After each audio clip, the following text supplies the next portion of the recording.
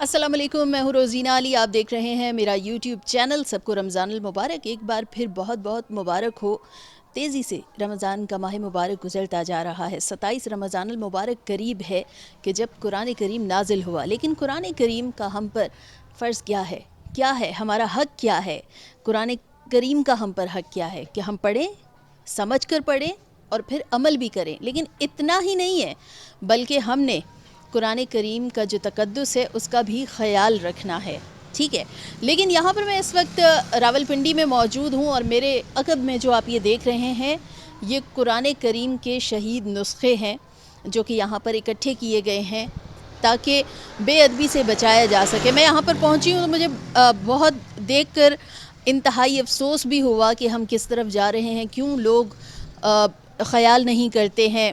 میرے ساتھ عمران بھائی موجود ہیں، اپنی فاؤنڈیشن چلا رہے ہیں، قرآن کریم کے جو شہید نسخے ہیں محفوظ کیے ہیں تاکہ جو قرآن پاک کی بے حرمتی اس سے بچا جا سکے، بے ادبی سے بچا جا سکے۔ عمران بھائی سے بات کرتے ہیں۔ السلام علیکم عمران بھائی۔ وعلیکم السلام ورحمۃ اللہ وبرکاتہ۔ آپ نے کتنے تقریباً یہ قرآن کریم کے شہید نسخے جمع کیے ہیں؟ یہ بہن تقریباً ہمارے پاس 1.5 پونے 2 لاکھ قرآن مجید ہیں۔ یہ جو شہید قرآن جو آپ نے دیکھے ہیں یہاں پہ، یہ تقریباً 1.5 سے 2 لاکھ قرآن مجید ہیں۔ یہ مختلف مساجد سے ہم نے یہ کلیکٹ کیے ہیں، اس کے بعد فٹ پاتھوں تک ہم نے اٹھائے ہیں قرآن مجید یہ، اور کچھ ایسی جگہوں سے بھی ہم نے قرآن مجید اٹھائے ہیں کہ ایک جگہ ہم گئے، وہاں پہ وہ گڑھا ٹائپ سا بنایا تھا تقریباً 60 فٹ گہرا، اور اس میں قرآن مجید پھینکے ہوئے تھے۔ پھر میری ورکشاپ ہے، میں نے اپنے ایک ورکشاپ کے بچے کو رسہ باندھ کے وہ 60 فٹ نیچے گرایا ہے، اور وہاں سے ہم نے تقریباً آپ کہہ سکتے ہیں 250-300 قرآن مجید وہاں سے اٹھائے ہیں۔ ہمارے ملک میں قرآن مجید کی حفاظت کا کوئی بہتر انتظام نہیں ہے، اور حالانکہ یہ کام محکمہ اوقاف کا ہے، یہ ان کی ذمہ داری میں شامل ہے کہ وہ قرآن جو ضعیف قرآن مجید ہیں، شہید قرآن مجید ہیں، ان کی ایک پراپر ایک سلسلہ بنایا جائے یہاں پہ، لیکن بدقسمتی سے یہاں پہ نہیں ہے۔ چلو اللہ پاک نے ہماری ذمہ داری لگائی ہے اور ہم یہ کام کر رہے ہیں، صرف ایک اجر و ثواب کی نیت سے ہم لوگ یہ کام کر رہے ہیں۔ آپ کو شاید بتایا بھی ہے کہ میں پولیس میں تھا، میں نے جی بالکل، آپ نے بتایا کہ آپ پہلے پولیس محکمے میں تھے اور پولیس کی نوکری چھوڑ کر عمران بھائی نے یہ ذمہ لیا ہے۔ کب آپ کو خیال آیا پولیس کی نوکری کرتے کرتے، ایسا کون سا دن تھا کہ جب آپ نے سوچا کہ پولیس کی نوکری کو سائڈ پہ کرو اور اب میں نے اس کام کے لیے نکل پڑنا ہے؟ دیکھیں، ہم پولیس والوں کی نوکریاں ہر جگہ پہ گلی محلوں میں لگتی ہے، ہم اکثر دیکھتے ہوتے تھے لوگوں نے ڈبے لگائے ہوتے، اس میں ڈالتے تھے، اوور فلو ہو کے نیچے روڈ پہ پڑے ہوتے تھے قرآن کے اوراق یا احادیث مبارکہ، یا اسی طریقے سے کوئی بھی جو ہماری دینی کتابیں ان کے اوراق نیچے پڑے ہوتے۔ بڑا افسوس آتا تھا، کئی دفعہ میں اٹھا کے اپنے پاس رکھ لیتا، شام کو گھر لے آتا تھا۔ پھر خیر اللہ پاک نے میرے ذہن میں ڈالا، پھر میں نے اپنی نوکری کو خیر آباد کیا اور میں نے یہی کام ایک سنبھال لیا ہے، اور الحمدللہ ثم الحمدللہ پچھلے عرصہ 3 سال سے میں قرآن کے ساتھ اس کام کے ساتھ جڑا ہوا ہوں میں۔ ٹھیک ہے، اچھا یہاں پر جو ہے نا، ابھی عمران بھائی ذکر کرتے کہ ایک گڑھے میں بھی ڈالے ہوئے تھے۔ عمران بھائی، ہماری جو سوسائٹی ہے نا، اس میں لوگوں کے ذہن بہت عجیب ہیں اور وہ کچھ بھی دے کر سوچتے ہیں۔ اب آپ لوگ یہ سوچ رہے ہیں کہ یہ بوریوں میں کیوں بندے، کیونکہ یہ شہید نسخے ہیں، ایسے نسخے ہیں کہ جو شاید پڑھے نہیں جا سکتے ہیں، اس صورت میں ہیں۔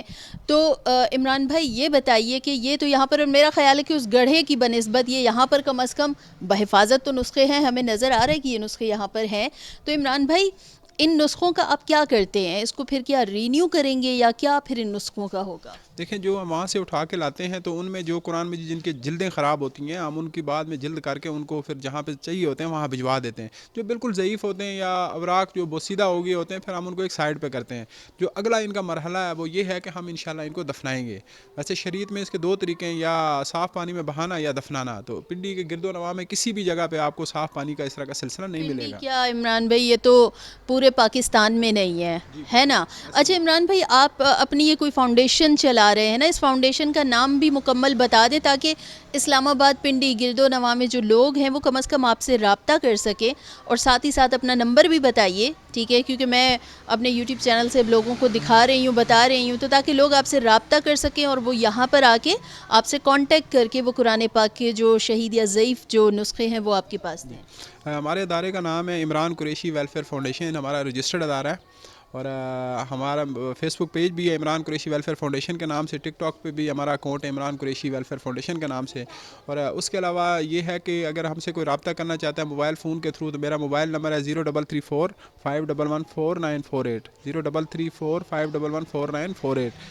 کسی بھی مسلمان بھائی کو جہاں بھی قرآن مجید چاہیے ہو وہ ہم سے رابطہ کر سکتے ہیں, ہم اس کو فی سبیل اللہ یہاں سے بھجوا سکتے ہیں. اور کسی بھی جگہ اگر قرآن مجید کے ضعیف نسخے پڑے ہوں یا کسی جگہ قرآن مجید کی بے حرمتی ہونے کا خدشہ ہو وہ ہم سے رابطہ کر سکتے ہیں. الحمدللہ پورے پاکستان میں ہمارے ساتھ لوگ جڑے ہوئے ہیں ابھی جو ہمارے ساتھ اس سلسلے میں کام کر رہے ہیں, تو آپ ہمارے ساتھ رابطہ کر سکتے ہیں. انشاءاللہ قرآن کے حوالے سے ہم ضرور آپ کے ساتھ تعاون فرمائیں گے. بالکل, اور بہت ہی خوبصورت انہوں نے میسج بھی دیا, اور لوگوں کو چاہیے کہ گھروں کے اندر بھی اگر آپ کے پاس ضعیف یا شہید نسخے ہیں, خدا را آپ کے اوپر بوجھ نہیں ہے قرآن پاک.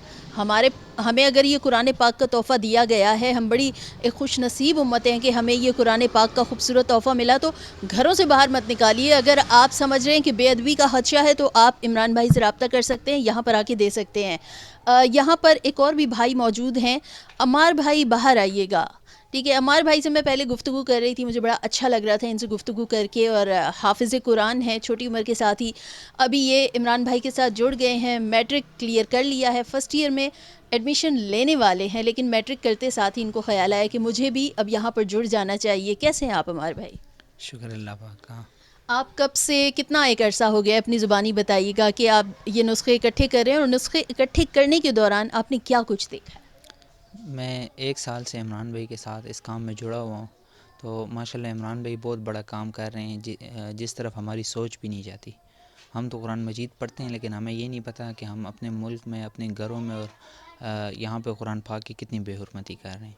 میں سوچ بھی نہیں سکتا تھا کہ ہم قرآن پاک کے ساتھ ایسا کچھ بھی کرتے ہیں. تو یہ ہمیں ابھی دیکھنے کو ملا کہ دراصل ہم قرآن پاک کی قدر نہیں کرتے. تو ہمیں چاہیے کہ ہم قرآن پاک کی قدر کریں, اس کی طرف قرآن کے ساتھ جڑیں, ہم اس کو پڑھیں, اس کو سمجھیں, تب ہمیں پتہ چلے گا کہ قرآن ہمیں کیا کہتا ہے. ہمیں دراصل یہ پوری زندگی گزارنے کا طریقہ بتاتا ہے. ابھی ہم بازار سے کوئی چیز لیتے ہیں تو جو بھی چیز ہم لیتے ہیں اس کے ساتھ ایک کاپی ملتی ہے ہمیں, تو اس میں لکھا ہوتا ہے کہ اس کو کیسے استعمال کرنا ہے. تو اللہ تعالیٰ نے ہمیں اس دنیا میں بھیجا ہے, تو یہ قرآن ہمارے لیے ایک SOP ہے کہ ہم زندگی کو کس طرح گزاریں. تو ہمیں قرآن مجید پوری زندگی گزارنے کا طریقہ بتاتا ہے. بالکل پوری طریقہ بتاتے ہیں. مجھے بتائیں, قرآن کریم کے جب نسخے اکٹھے کرنے گئے, آپ بتا رہے تھے کہ کہیں لوگوں نے باہر رکھے ہوتے ہیں, کہیں سڑک پر بھی ملے, کہیں فٹ پاتھ پہ ملے, کہیں پل کے نیچے لٹکا کے چلے گئے, ایسی بھی چیزیں آپ نے دیکھی. کہیں یقیناً نسخے اکٹھے کرنے میں کوئی پرابلم بھی آیا ہوگا آپ کو؟ یہ ہے کہ جہاں کہیں سے ہمارے ساتھ رابطہ ہوا تو ہم ادھر چلے گئے. اور یہ ہے کہ قرآن پاک مساجد مدارس میں لوگ رکھ کے چلے جاتے ہیں, تو ان کے پاس جگہ نہیں ہوتی یا ان کے پاس اس کا کوئی حل نہیں ہوتا کہ ہم ان کے ساتھ کیا کریں. تو جب ہم ادھر سے لے کے جاتے ہیں تو وہ بہت خوش ہو جاتے ہیں.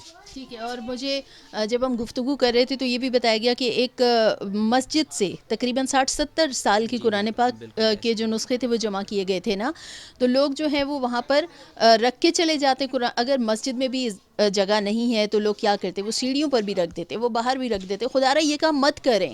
اگر آپ سمجھ رہے ہیں کہ قرآن پاک کا کوئی نسخہ شہید ہو گیا ہے, کچھ صفحات جو ہیں وہ قرآن پاک سے الگ ہو رہے ہیں, تو بجائے آپ باہر جا کر رکھیں, آپ اپنے گھر میں رکھیے, محفوظ رکھیے, رابطہ کر کے ایک محفوظ جگہ منتقل کروا دیجئے.